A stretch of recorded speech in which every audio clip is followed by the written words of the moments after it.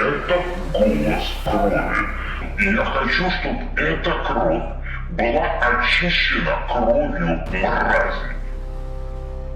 И я на самом деле не могу носить в себе эту кровь, пока я не увижу казненных ублюдков. Убивать, убивать и убивать. Больше разговоров никаких не должно быть. Амате, камате, каора, каора, тенейта, тангата, хухурухуху. Краткое вступительное слово скажет наш друг, брат и соратник, идеолог радикального национализма русского, редактор главного журнала «Элементы» Александр Дугин. Страдайте с нами, умирайте с нами, убивайте с нами, пойте с нами, идите с нами, исчезайте в нас, спогребайтесь с нами, поститесь с нами, повергайтесь с нами ниц, пропадайте с нами, любите с нами, ненавидьте с нами, чтобы с нами воскрес, чтобы войти в русскую Пасху, в великую Пасху Христову.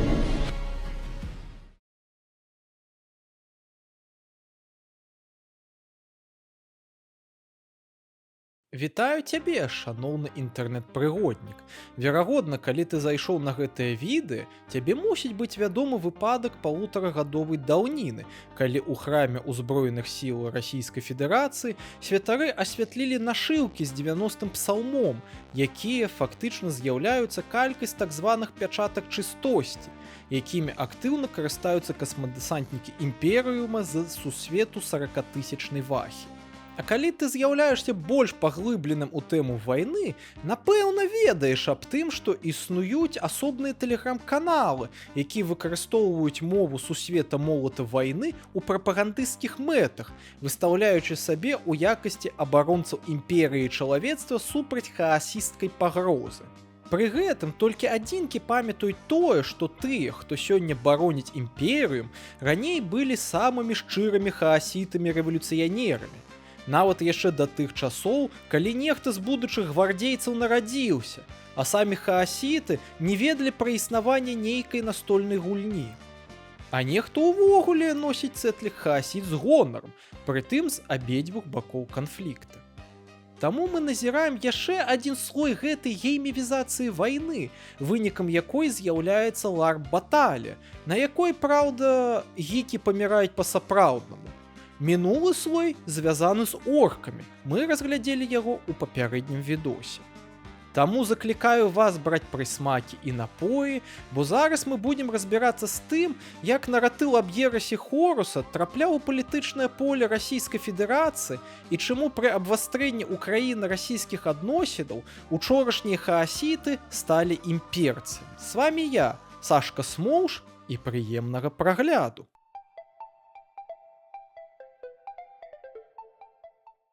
Перш чым закрануць гэтыя дзве фракцыі ў палітычных наратывах Расіі, давайце спачатку звярнем увагу на тое, што такое хаасізм у адрэве ад усяго гэтага. Не буду катаваць вас самымі пачаткамі грэцкай касмагоніі, але адзначу, што хаос быў словам, азначаючым зяючую першацемру матэрыяльнага быцця, ад якой усё паўстае ў рэчаіснасць. То бок нейкім субстратам, наборам магчымасцяў, ад якога ўсё паходзіць і апынаецца існым. У рымлянаў гэта адлюстравалася ў тэйцы аб тым, што хаос гэта некантралюемая сума ўсіх рэчаў. Гэта ідэя пры вялікім жаданні можна таясаміць з біблейскай безданню, тэхомам, сусветам на першым этапе яго стварэння Богам, калі ён быў яшчэ бесформеным, але з шэрагам акалічнасцяў. Без персаналізацыі і антаганістычнай беспадкантрольнасці, бо матэрыя для юдэя-хрысціян не іншы бог, а паслухмяная гліна. Менавіта на такім субстанцыянальным разуменні хаоса будавалася ўся далейшая эзатэрыка, пачынаючы яшчэ ад алхімікаў. Яны, каб стварыць філасофскі камень, учынялі так званае ачышчэнне агнём, нігрэда, каб атрымаць з рэчаў гэты хаатычнасць першасубстрат, з якога, як яны верылі, можна да нешта і стварыць. Але само ачышчэнне адбывалася не толькі фізічна, але яшчэ і духоўна ў дачыненні да самого алхіміка, што з'яўляецца для нас даволі важным. Чаму? З гэтага натуральна вынікае тое, што трансмутацыі магчымыя толькі пры дасягненні пэўнай мэтапазіцыі, то бок пэўнага стану свядомасці практыкам. Невялічка ўдакладненне. Нігрэда я тут назваў вогненным ачышчэннем як сумаванне ўсяго працэса алхімічнага рабення. У саміх алхімікаў нігрэда хутчэй было звязана з гніеннем першапачатковага матэрыяла, пасля якога жужава ачышчалася вадой, адухаўлялася паветрам і апрацоўвалася інтэгруючым агнём. Апошняя працэдура мела назву рубеда. І калі раней людзі, што сімпатызавалі платанічнай і ці неплатанічнай анталогіі, лічылі неабходным быццё духоўным, каб быць у прамым кантакце з духоўным боскім першасубстратам, то ў часы секулярнага мадэрна з паняццём духоўнасці пачынала таясамляцца патрохі псіхіка самога чалавека. І тут мы падыходзім ужо непасрэдна да мадэрновай магіі, што з'яўлялася рэакцыяй на пазбаўленняў чараў у грамадскім жыцці. Нас тут цікавіць галіна, якая ідзе ад культа канца 19 стагоддзя, зоскія, чальцы якога лічылі, што менавіта псіхіка змяняе ўспрымаемы знешні выгляд рэчаіснасці, шляхам падаўлення несвядомай сваёй частцы свядомай часткай. Бо менавіта несвядомая частка – крыніца магічнай энергіі. Таму лагічным следствам такога пераканання было тое, што калі чалавек зможа навучыцца кіраваць несвядомым, то ён зможа змяняць сусвет і рэалізоўваць свае жаданні. Гэта, дарэчы, цалкам адпавядае разуменню сутнасці магіі па Алістару Кроўлі. Ён успрымаў магію, якой мы прысвяцім абавязкова яшчэ адзін відасян, таму падпісвайцеся. Як навуку і мастацтва выклікаць змены ў адпаведнасці з воляй. Таму усе дзеі, што маюць намер, акты магіі. Падобнае разуменне было і ў сатаністаў у дусе Лавея. Вельмі хаатычная канцэпцыя, ці не праўда? Так падумалі і паслядоўнікі англічанаў Кэрала і Шэрвіна, які ў 70-е гады сталі ідэолагамі менавіта магіі хаоса, галоўная тэза якога непрызнанне любой традыцыі як адзінай ісціны і прызнанне ўсіх магчымых варыянтаў духоўнага рабення як сапраўдных. То бок тэза вельмі проста, чаруе безасабовай воляй сваёй свядомасцю як табе зручнее.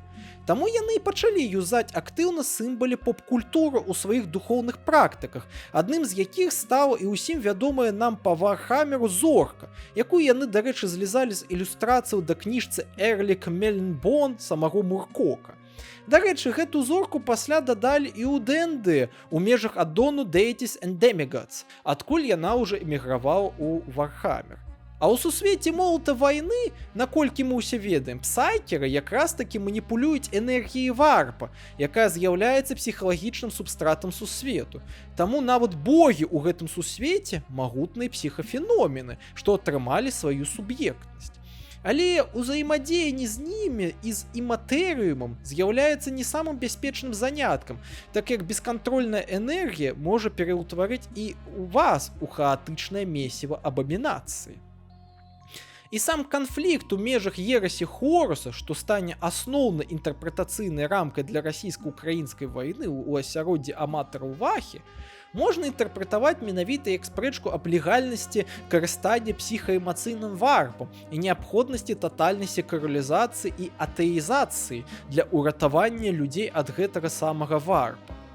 Хорус, хаця і дзейнічаў адпаведна з намовай, па зместу якой яго айцец хацеў дасягнуць апафеоза і знішчыць сваіх сыноў, але фактычна стаў зброяй псіхарэлігійнага вызвалення.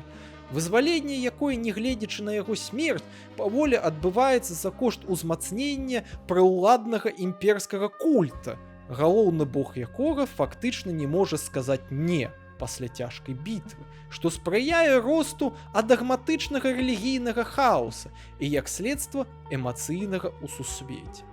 Але вы запытаецеся мяне, як такі рэлігійны анархізм стаў прывабным вобразам для правых? Прыкладна таксама, як і еўрапейскі традыцыяналізм правадніком якога ў постсаўке стаў Александр Гелевіч Духін. Але спачатку давайте паглядзім на правых хаасітаў на захадзе. З улікам усяго вышэй агучанага бэкграунда трэба адзначыць, што сімвалы хаоса збольшага выкарыстоўвалі, як лагічна падумаць, прадстаўнікі левых маладзёвых палітычных рухаў, што маглі цікавіцца абмежавана моднай тады новаўтворанай рэлігійнасцю New Age, эзотэрыкай і ці фэнтэзі-літаратуры. Асабліва гэта відавочна па метал-сцэне, дзе музыкі часта карысталіся хаасійскай сімволікай з-за блізкасці хаасізма і магіі сатаністаў.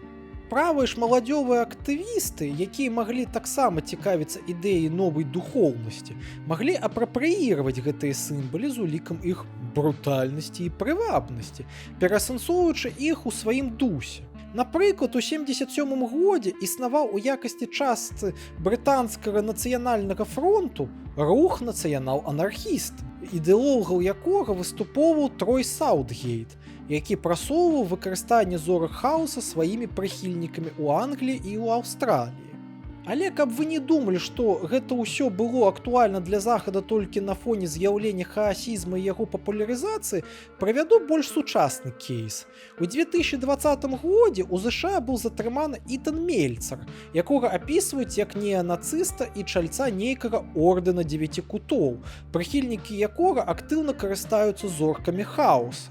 Болей таго, сам Мельцар меў адпаведнае тату на локці, як і яшчэ адзін персанаж, аб якім паразмаўляем трошачкі пазней. Навошта?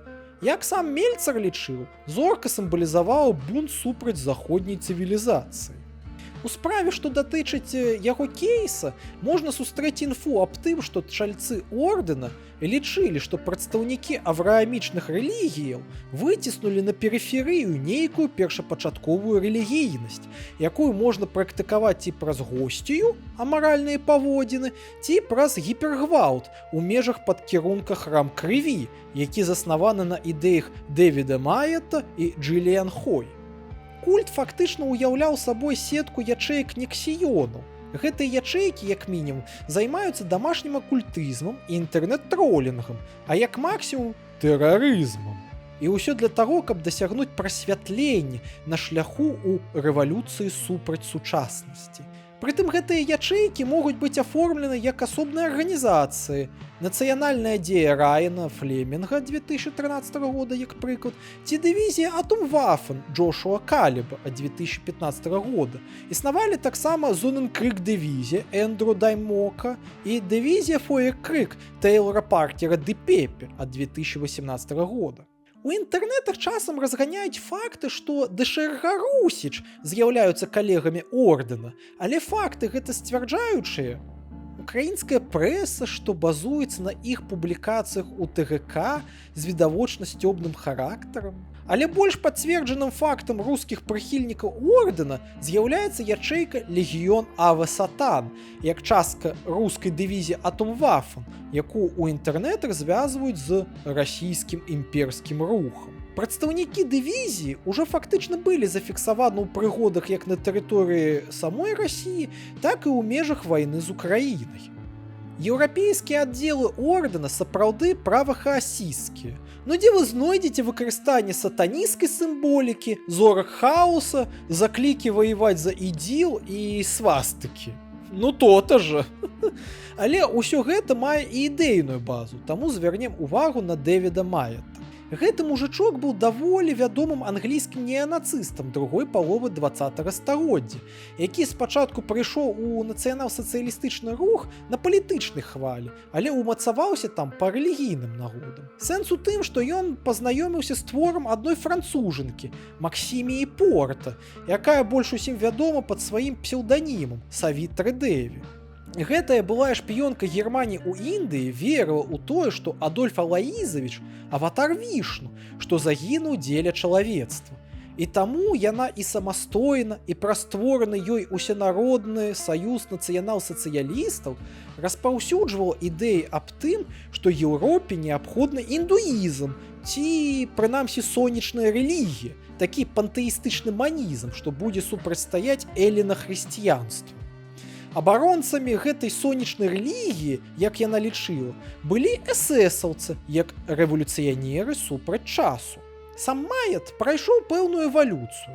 Спачатку ён быў магам-сатаністам у межах храма Сонца, які верыў, што праз магію яны змогуць узняцца з бунтам і перамагчы хрысціянскую тыранію. Пасля гэты храм аб'яднаўся з ордэнам 9 кутоў, лідарам якога на той момант быў сам Маят пад псеўданімам Антон Лонг.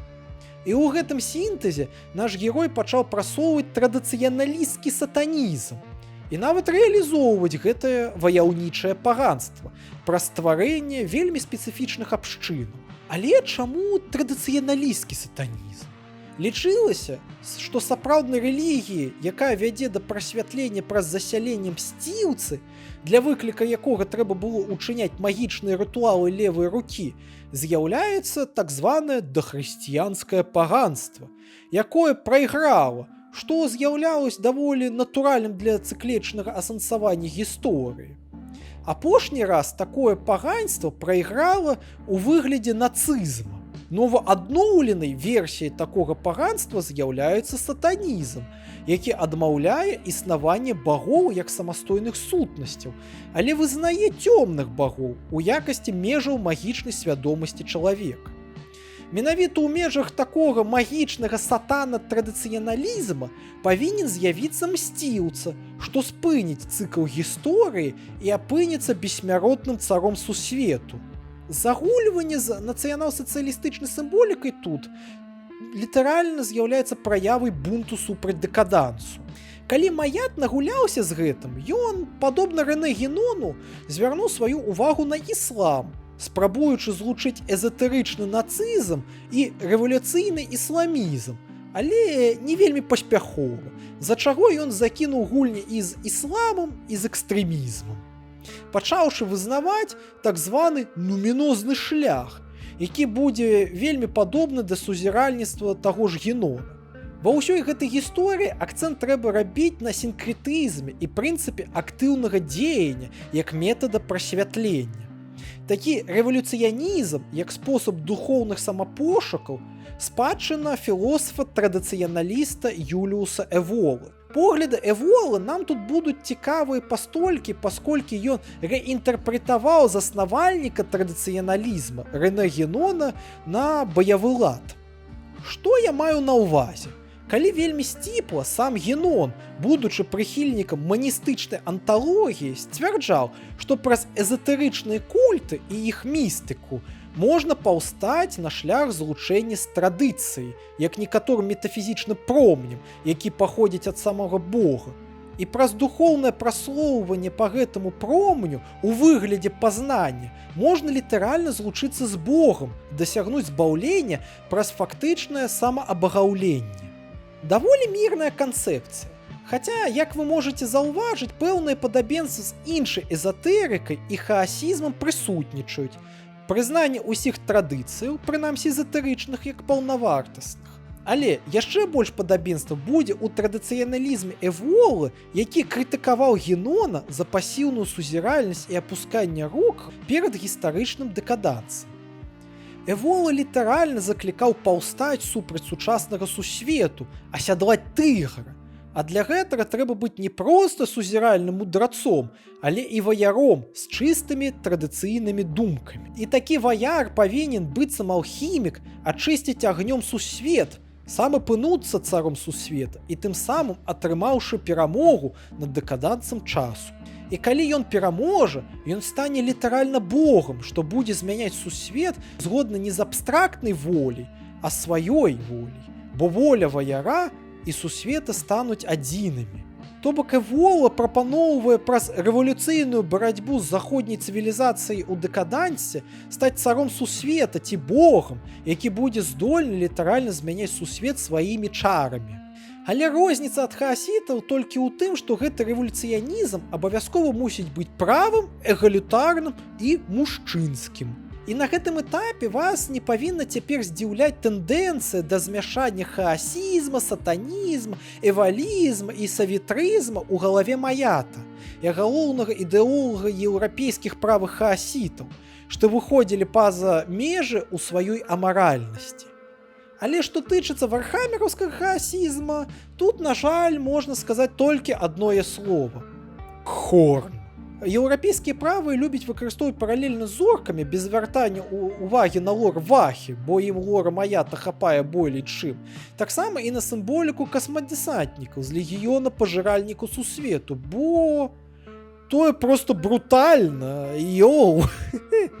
Але для нас важнее вось што ўсходняя Еўропа мае свайго эваліста, які таксама загульваў і загульвае сімволікай хаоса, якую інтэгравалі ў палітычны дыскурс менавіта ўжо праз Вархаммер.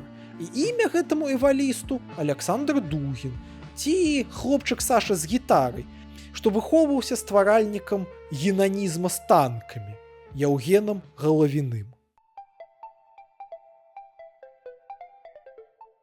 Хто з вас вельмі добра ведае лор Сангеліча, ведае, што Дугін на пачатку свайго станаўлення прафесійнага быў чальцом мамлеўскага гуртка, на базе якога быў створаны так званы Чорны ордэн СС, які збольшага займаўся магічнымі рытуаламі не самага этычнага характару, а таксама чытаннем кніжак, якіх Генона і Волы. Там, дарэчы, адзін з чальцовых тусоўкі, Гейдар Джемаль, адчынена сімпатызаваў філасофіяй хаоса.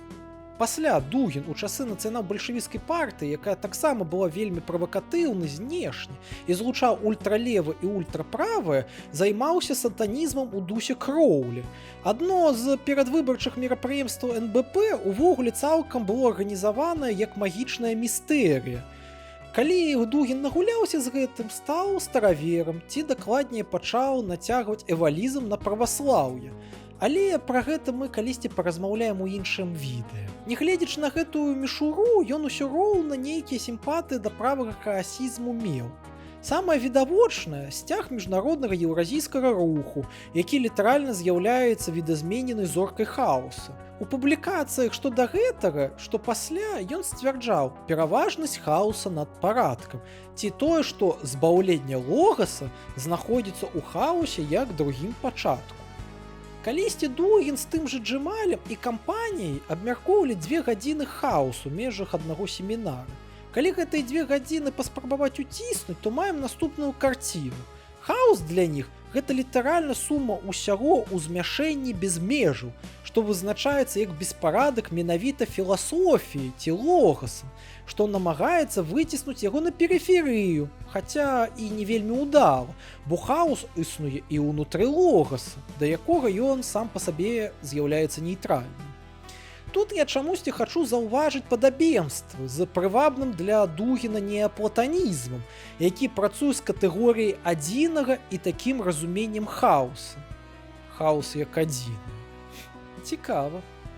Але сам логас, прынамсі еўрапейскі, з цягам чалавечай гісторыі, адпаведна з Дугінам, дэградаваў, спрабуючы прапаноўваць усё больш вычварэнскія эксклюзіі, а не татальную інклюзію. І каб уратавацца ад гэтага, трэба стварыць новы падыход, філасофію хаоса, якая, як лічыў тады Сангеліч, пачала спачатку стварацца ў Расіі, але яна сілкавалася збольшага капіркамі заходняй думцы. І таму ён заклікаў стварыць менавіта сёння рускую філасофію хаоса, бо рускі чалавек – гэта зяючы хаос. Нават не гледзячы на тое, што на адной тусоўцы еўразійцаў найбольш хаатычнай рэлігіі яны назвалі індуізм, а Індыю – цывілізацыяй хаоса, чым, напэўна бы, адна францужанка была бы задаволена больш чым. На той жа сходцы яны агалосілі тэзу, што хора – гэта лагічна спроба асэнсаваць хаос, які з'яўляецца заўсёды актуальным і найбольш старажытнай мацеру ўсяго, таму яе трэба асэнсаваць па-жаночы, і тое будзе рэвалюцыйна і традыцыйна адначасова. Зыходзячы з гэтага, не павінны здзіўляць і чорныя містэрыі, якія праводзіліся ў межах летняга лагера Еўрапейскага саюза моладзі. Але, калі вы думаеце, што гэта сёння яму не ўласціва, бо там жа ж ён рускі логас апісвае на Амахі, то трэба зрабіць шэраг акалічнасцяў. Першае, паралельна з Наамахіямі ў 15-м годзе выйшла кніжка «Рускі логас, рускі хаос», якая адной сваёй назвай шмат чаго кажа. Але калі разглядаць менавіта на Амахі, то ў першым томе рускага логаса ён сапраўды адыходзіць ад канцэпцыі рускага народнага хаоса, лічачы, што аналагічны падыход надае рускаму рысы логаса. Але ўсё роўна гэты логас атрымліваецца не канфліктным, не бінарным, пабудаваным на жаночай геаметрыі.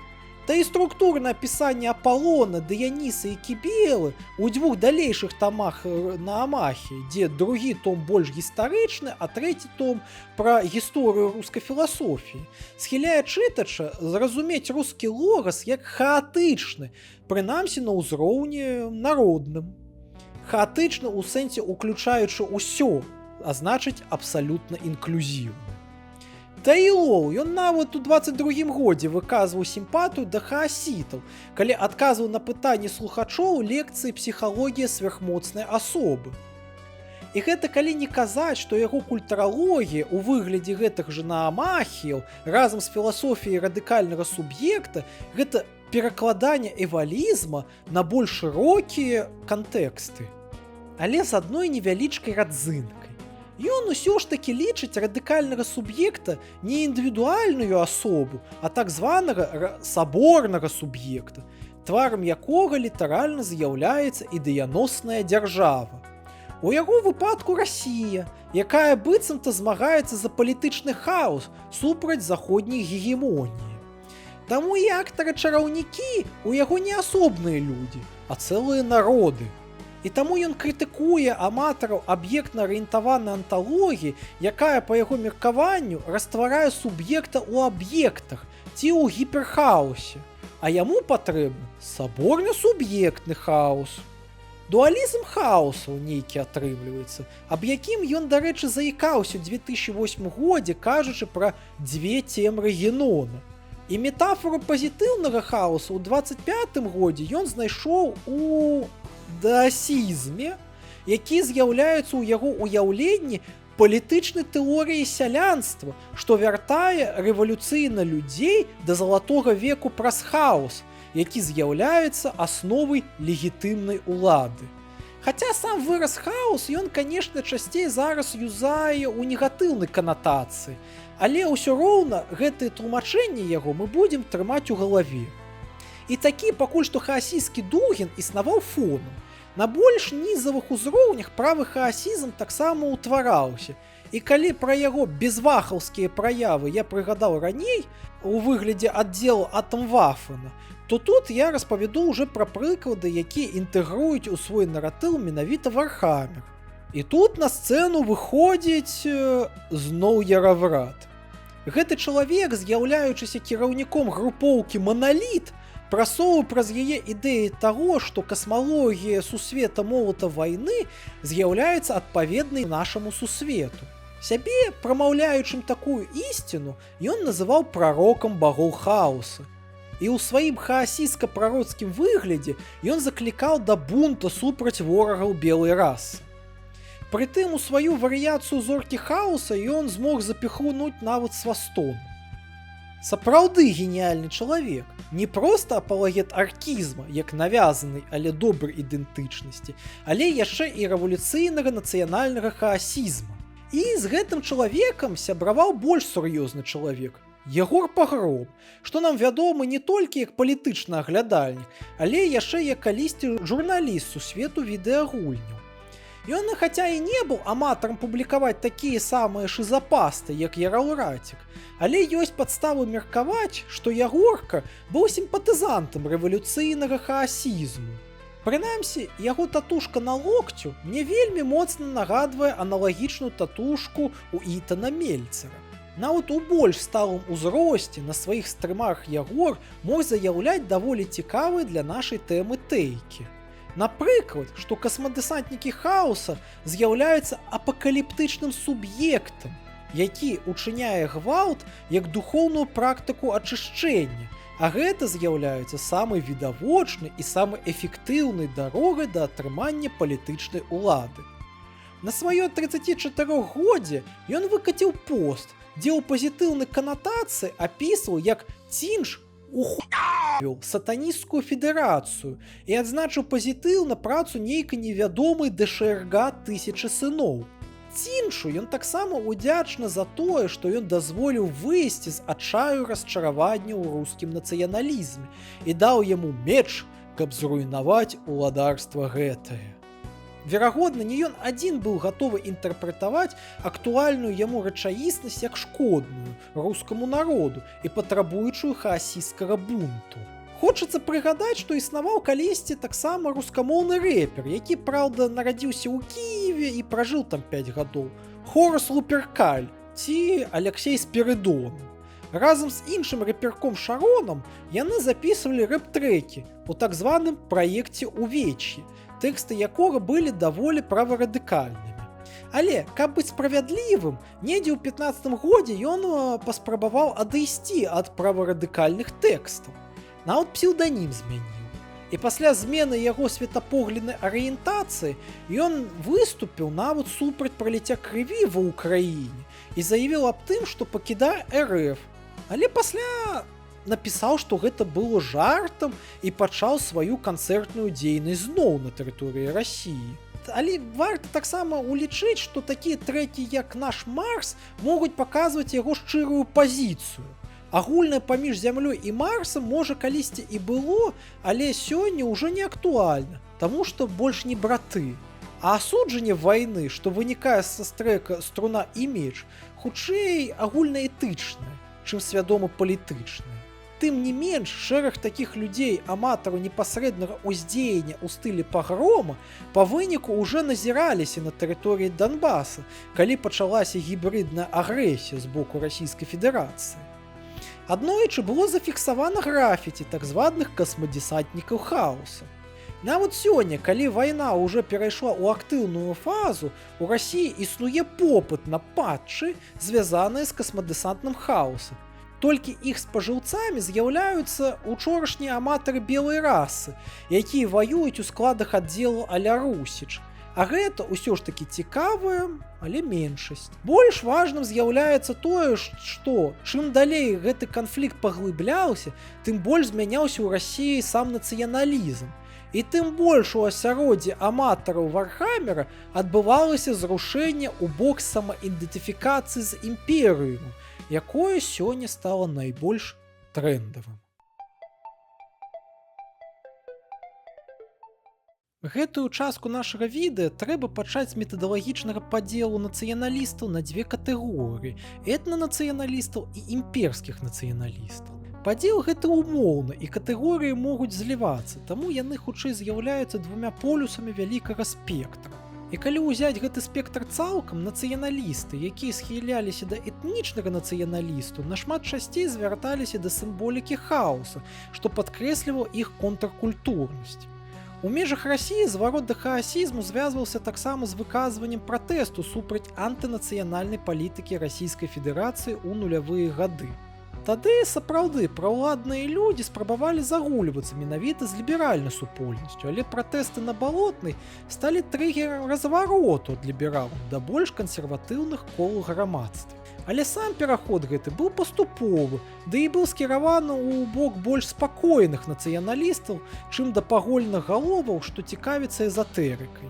Кажам так, спрабавалі захоўваць выгляд культурнай еўрапейскай краіны, але за сваімі традыцыйнымі каштоўнасцямі, аб якіх прагоны пачалі з'яўляцца асабліва актыўна толькі з 2012 года. І ў межах гэтага захавання прыстойнасці ніхто яшчэ не спрабаваў нацягваць на сваіх ваяроў нейкія поп-культурныя цэтлікі, бо, ну вы ж чаго, іх там няма. Але гэтым актыўна займаліся карыстальнікі сацыяльных сетак, у актыўнасці якіх ужо назіраліся пэўныя ўзрушэнні. Для абывателя ўсходнеславянскі нацыяналізм сапраўды мог успрымацца як ерас супраць трыадзіннасці славянскіх народаў. Таму ўздым нацыянальнага руху ва ўкраіне сапраўды мог успрымацца некаторымі чымсьці падобным да ераса Хоруса. І гэтае падабенства стварала цэлы пласт абмеркавання ў перыяд з 14 па 22 год, які можна ахарактарызаваць як ватны Вархаммер. Правадніком ватнага Вархаммера дастаткова працяглы тэрмін часу быў паблік, які належаў мяцежніку Джеку ці Аляксандру Кіяшчынцы, вядомага ў пэўных колах блогера з Данецка, які актыўна прасоўваў і прасоўвае камплементарныя Наваросіі наратывы. У межах гэтага ватнага вархаммера сімпатызанты ЛДНР інтэрпрэтавалі іх ваяроў за асобныя легіёны імперыума, што вядуць барацьбу супраць еретыкоў хаасітаў, якія з дапамогай варп-энергіі ствараюць дзіўныя машыны, быццам орачыя. Саму ерась яны называлі украхаасізмам, назва сустракаецца і па сённяшні дзень. Лідарам гэтых хаасітаў аб'яўляўся то выдуманы Хірус, што было сцёбам над украінскай мовай, то Прохарус, тэматычнае каверканне прозвішча Петра Парашэнкі. Паралельна з гэтым у межах ватнага вархаммера распаўсюджваліся і фотажабы з Пуцінам у якасці імператара, ці фотажабы з ВСРФ у якасці касмадэсантнікаў-лаялістаў. Асобныя фотажабы маглі спалучаць з вархаммерам як Савецкі Саюз, ствараючы касмадэсантнікаў-камуністаў, ці нават ваяроў расійскай імперыі з імперскімі гвардзейцамі. Тут несістэмнасць зноў з'яўлялася сведкам цягі да быцця магутным, чым да нейкай ідэалагічнай схільнасці. Таму і сам распад Савецкага Саюза ў асобных пастах атаясамляўся з расколам у імперыюме. Улічваючы той факт, што імперыум у вархаммере далёка не дзяржава мары з-за таталітарызма і агульнай мілітарызаванасці, але гэтыя мінусы бачыліся менш значнымі, чым ерась, скажаючая саму прыроду сусвету, як, напрыклад, заходнееўрапейскія вычварэнствы, якія параўноўваліся напрамкі са славянашызмам. І таму такія асацыяцыі лічыліся выбарам меншага зла, якое апыналася ў рэшце рэшт светланосным дабром супраць цемры. І гэта, канешне, засталося бы проста следствам перасячэння ваярскай і вархаммераўскай субкультураў на нізавых узроўнях, калі б не шэраг акалічнасцяў, якія адбываліся фонам разам з паступовым абвастрэння украінска-расійскіх стасункаў. Гаворка ідзе аб паступовым стварэнні сучаснай постсекулярнай ідэалогіі Расійскай Федэрацыі, якая павінна была бы прымярыць чырвоных і белых, чым у прыватнасці займаўся ізборскі клуб, а таксама стаць шляхам загульвання за такой пародненай гістарычнай памяццю ці духоўнай глебай для мас у часы, калі класічныя ідэалогіі і рэлігіі не зусім з гэтым спраўляліся.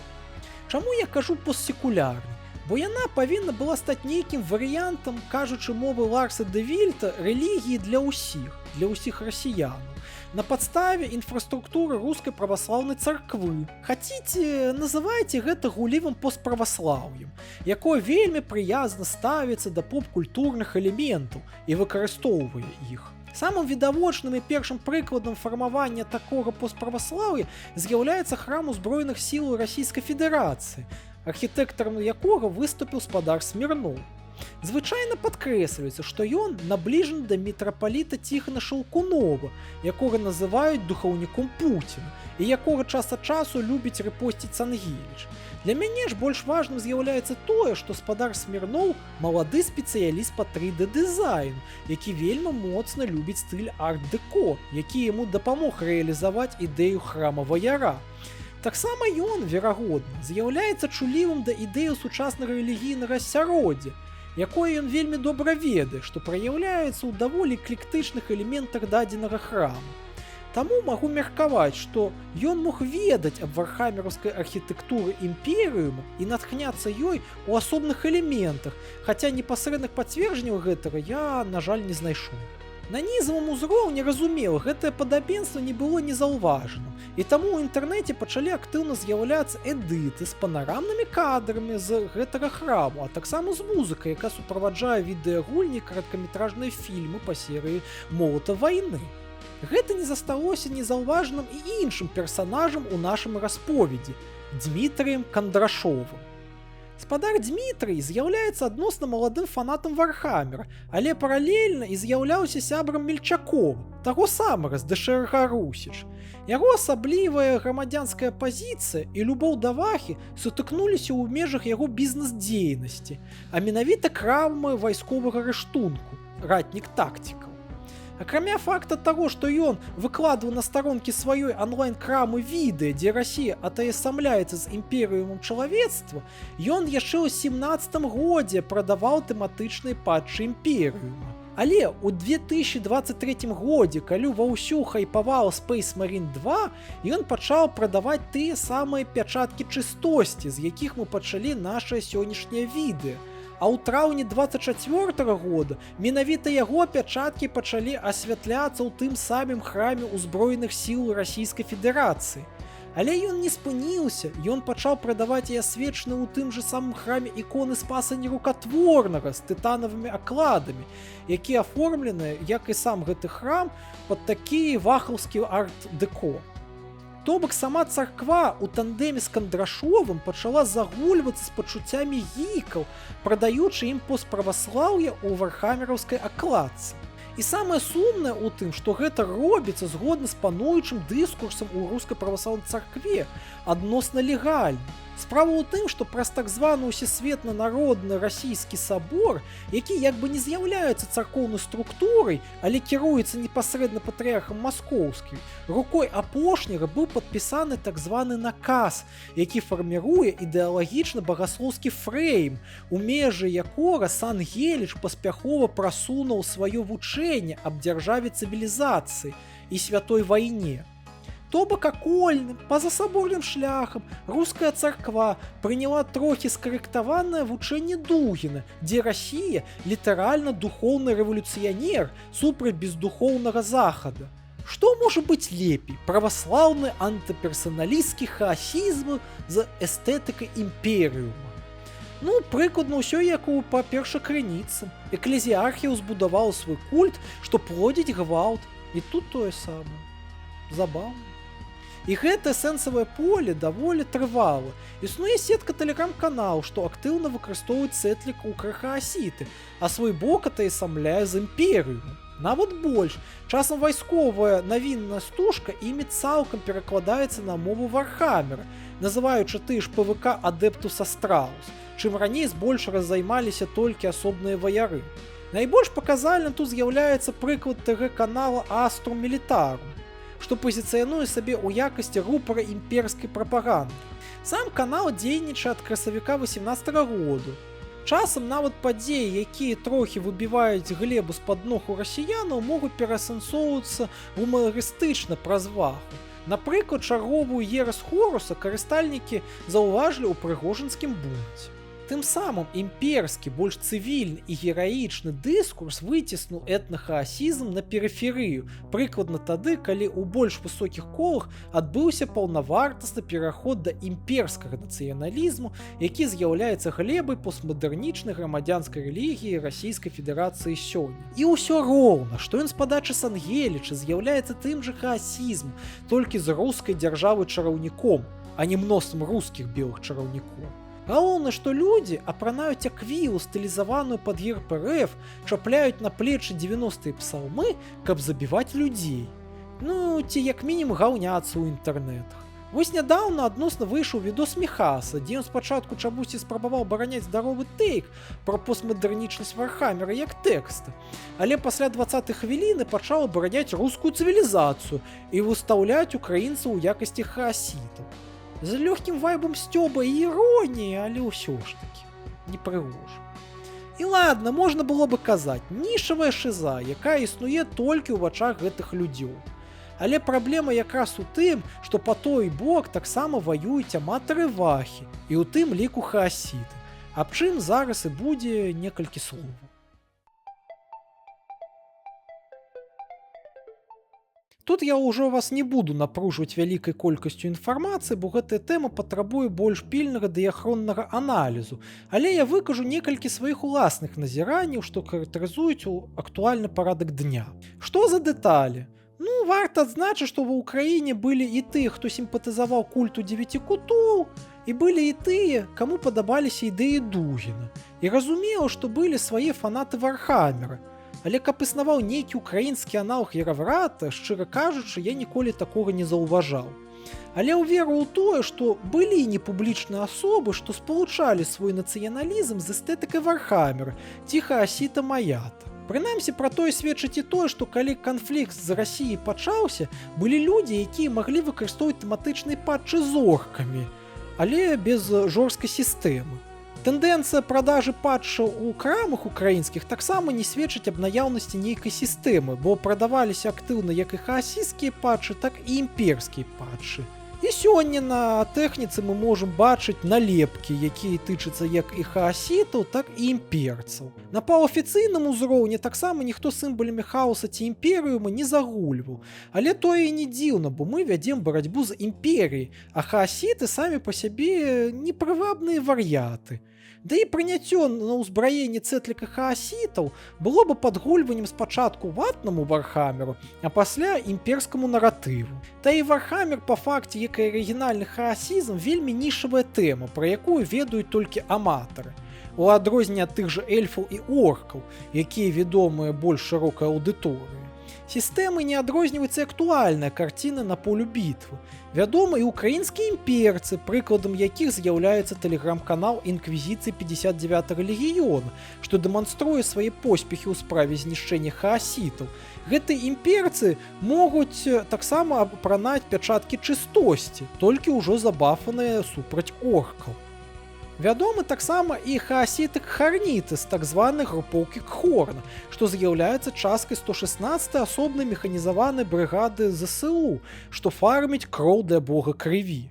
Пры гэтым апошні, як апынаецца, з'яўляецца фанатамі арыгінальнай настолкі і тым самым проста пераносіць патэрны сваёй улюбёнай франшызы на рэаліі вайны. Чагосьці больш за гэтыя адзінкавыя, але тым не менш вельмі цікавыя прыклады я, на жаль, не знайшоў. Але думаю, дадаткі будуць знаходзіцца па ходу справы, таму заклікаю вас для падпісцы на мой тэлеграм-канал. Там я перыядычна публікую нейкую дадатковую інфу, якую я забыў паўставіць у відэа, або знайшоў уже пасля рэаліза відэа. А зараз да вынікаў.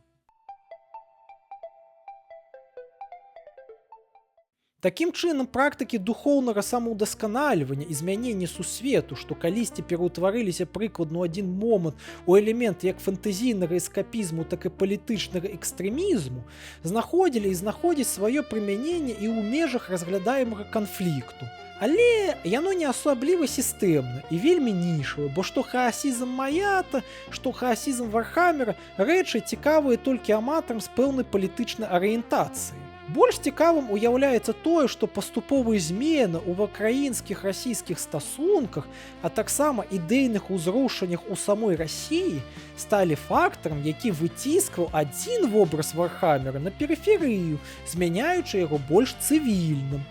І асабліва анекдатычна тое, што праз царкву такое ўзрушанне стала быццам цалкам апраўданым. Праз царкву ідэйны кірунак развіцця якой пачалі вызначаць не вернае вучэнню святых айцоў людзі, а хаваючыся за стараверствам постмадэрніст, філасофію якога вельмі умоўна можна апісаць як надсуб'ектны традхаасізм. Але будзем спадзявацца, што гэтая постмадэрнічная дымка постправаслаўя, апраўдваючага забойства з аквілай на сэрцы, калісьці развеецца, і мы зможам знову у братэрскай любові ва Хрысце яднацца з ім у славу яго. А сёння нам пакуль застанецца гэта ўсё назіраць, аналізаваць, ну і не губляючы веру ў лепшае, жартаваць, бо ў гумары жыццё. А вам, слімачкі, вялікі дзякуй за прагляд. Буду вельмі ўдзячны вашым лайкам, падпіскам і каментарам. Таксама нагадваю пра свой тэлеграм-канал, дзе я пішу свае навуковыя заўвагі і навіны аб вырабу відосаў, а таксама Патрыёне і Баймеякофі. Там вы можете падтрымаць мяне фінансава, каб я і мае коцікі маглі пакушаць. І беражыце сябе, даражэнькія, а я папоўз па сваім смаўжыным справам. Да сустрэч!